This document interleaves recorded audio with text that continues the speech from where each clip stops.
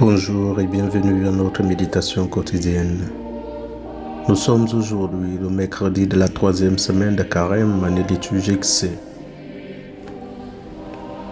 Le Seigneur soit avec vous. Évangile de Jésus-Christ selon saint Matthieu. En ce temps-là, Jésus disait à ses disciples, « Ne pensez pas que je sois venu abolir la loi ou les prophètes. Je ne suis pas venu abolir, mais accomplir. Amen, je vous le dis. Avant que le ciel et la terre disparaissent, pas un seul iota, pas un seul trait ne disparaîtra de la loi, jusqu'à ce que tout se réalise. Donc, celui qui rejettera un seul de ces plus petits commandements et qui enseignera aux hommes à faire ainsi, sera déclaré le plus petit dans le royaume des cieux. Mais celui qui les observera et les enseignera, celui-là sera déclaré grand dans le royaume des cieux. » Acclamons la parole de Dieu.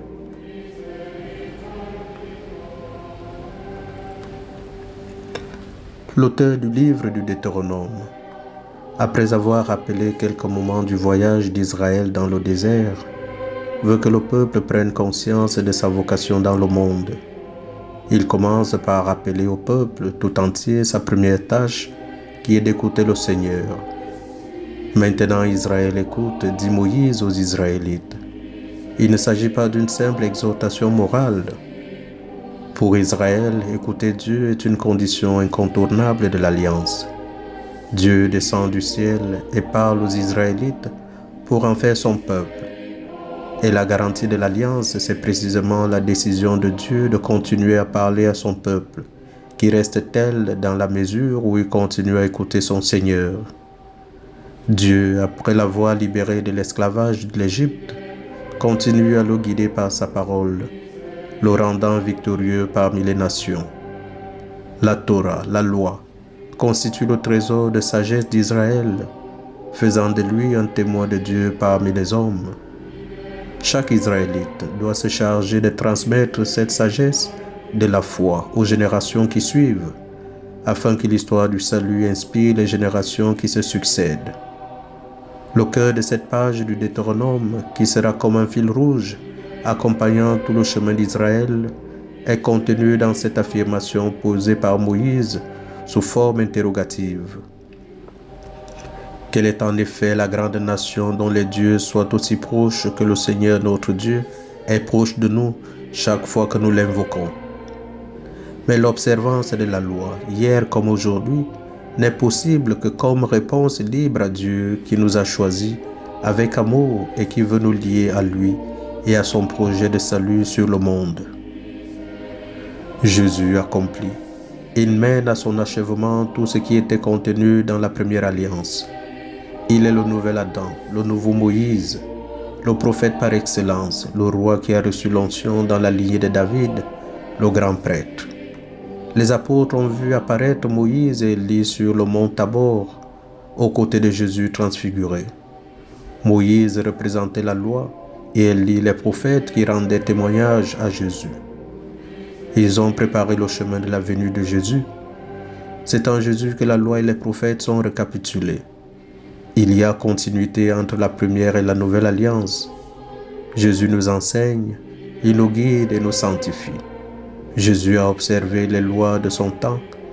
Il est entré dans sa mission de conduire le peuple de Dieu vers le royaume. Il propose une synthèse harmonieuse entre la sage tradition des anciens et ce que l'Esprit Saint réalise. Il est la parole vivante de Dieu au milieu de nous. Par sa vie, il nous enseigne ce qu'il convient d'être et de faire. Il nous donne les moyens d'accomplir cette parole pour notre épanouissement. La gloire de Dieu, l'épanouissement de son amour en nous, va se donner à voir. Jésus accompli dans sa propre chair. Nous contemplons cette gloire quand il nous sauve sur la croix. Jésus est la vie, et son cœur n'est qu'amour pour nous. Il nous dit de ne rejeter aucun petit commandement de la loi.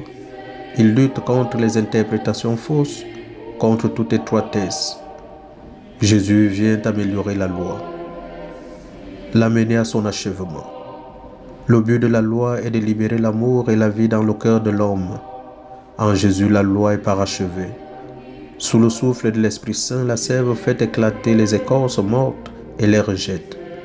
Jésus nous aide à entrer dans une perspective toute nouvelle et renouvelée, avec un sens nouveau donné aux plus petites choses. En Jésus, nous avons la plénitude de la révélation. L'amour requiert de vivre le double précepte de la charité de Dieu et du prochain. Il requiert des œuvres d'amour. Tout ce qui nous est donné dans la nature ou dans la loi est pour l'épanouissement de notre cœur. Dieu veut que nous soyons resplendissants d'amour et de sainteté. Jésus accomplira tout cela dans sa mort et dans sa résurrection. Il nous a aimés jusqu'à la fin et nous sommes libérés. La Pâque du Christ et le don de l'Esprit Saint ont répandu l'amour dans notre cœur. Au plus profond de nous retentit la voix de Dieu qui fait sa demeure en nos cœurs. La loi extérieure nous amène à l'écoute de l'Esprit Saint. À l'écoute de la loi d'amour déposée en nous, il est accompli quand nous sommes dociles à l'Esprit. C'est l'attitude du cœur, de l'esprit, de l'âme et du corps qui éclaire tout, qui commande tout, qui informe tout, qui unifie tout.